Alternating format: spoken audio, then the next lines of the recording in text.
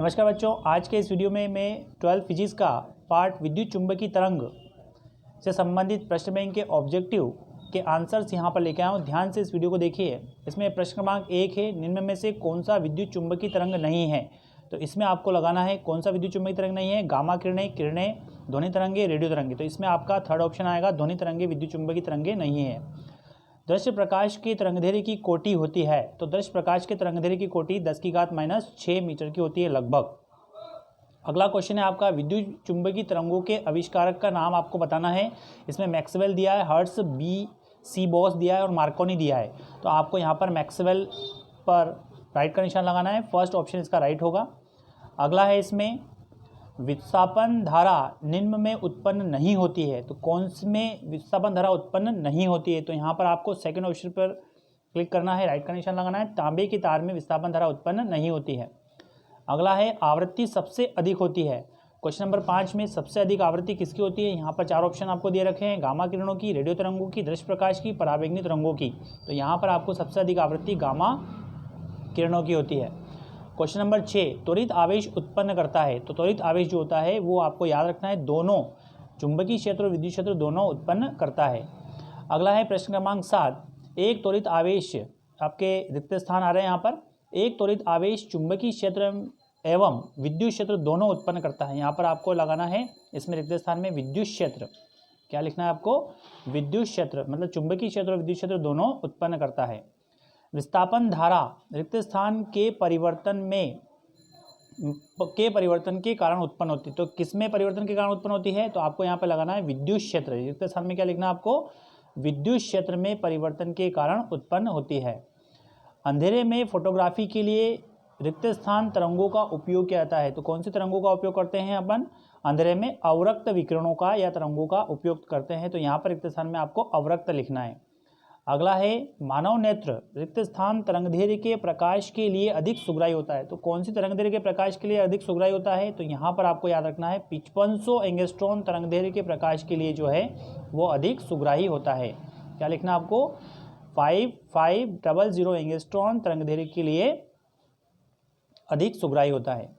प्रश्न क्रमांक 11 है, पृथ्वी तल से ओजोन परत की लगभग कितनी ऊंचाई होती है। तो लगभग ऊंचाई होती है 30 किलोमीटर से 50 किलोमीटर। कितनी होती है, 30 किलोमीटर से 50 किलोमीटर। अगला है आपका, निर्वात में विद्युत चुंबकीय तरंगों के वेग का सूत्र क्या होता है। तो निर्वात में विद्युत चुंबकीय तरंगों के वेग का सूत्र होता है C बराबर या V बराबर 1/√ε0 μ0। ये फार्मूला आपको इसके अंदर लिखना है। अगला है इसमें क्वेश्चन नंबर 13। क्वेश्चन नंबर 13 में आपके सही जोड़ी है।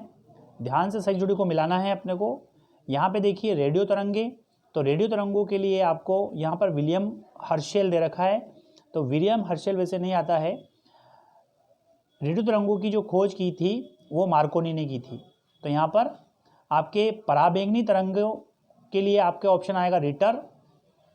एक्स किरणों की आएगी आपके पास रोंटेजन या रोजन। गामा किरणों के लिए आएगा बैकुरल और दृश्य प्रकाश के लिए आएगा आपका न्यूटन। अगला है इसमें क्वेश्चन नंबर 15, गामा किरणों की तरंगदैर्घ्य सबसे कम होती है। तो गामा किरणों की तरंगदैर्घ्य सबसे कम होती है, बिल्कुल सही है, यह है आपका सत्य। अगला है क्वेश्चन नंबर 16, त्वरित आवेश विद्युत चुंबकीय तरंगे उत्पन्न करता है। त्वरित आवेश जो होता है विद्युत चुंबकीय तरंगे उत्पन्न करता है। तो ये भी सत्य हो जाएगा। विद्युत चुंबकीय तरंगों की खोज मैक्सवेल ने की थी। विद्युत चुंबकीय तरंगों की खोज मैक्सवेल ने ही की थी।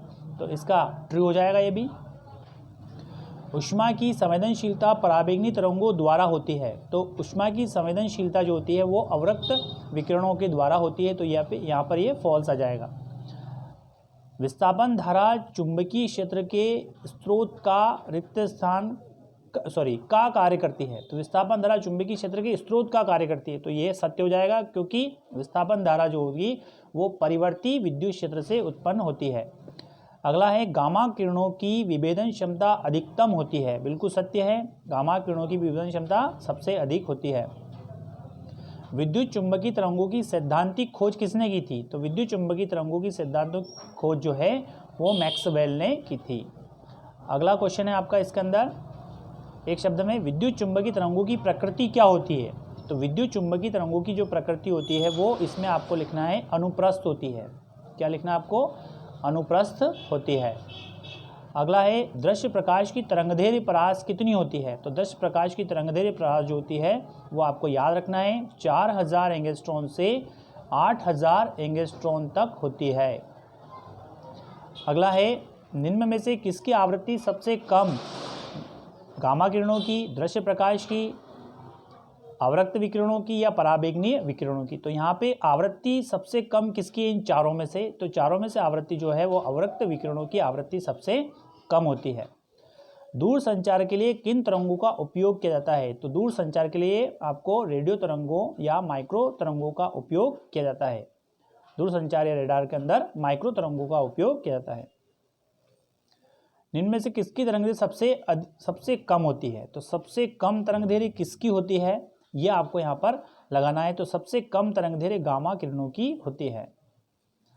अगला है विद्युत चुंबकीय किरणें नहीं है। तो एक्स किरणें, पराबैंगनी किरणें, बीटा किरणें, दृश्य प्रकाश किरणें। तो यहाँ पर आपको ऑप्शन आएगा थर्ड, बीटा किरणें विद्युत चुंबकीय तरंगे नहीं है। Thank you very much for watching this video.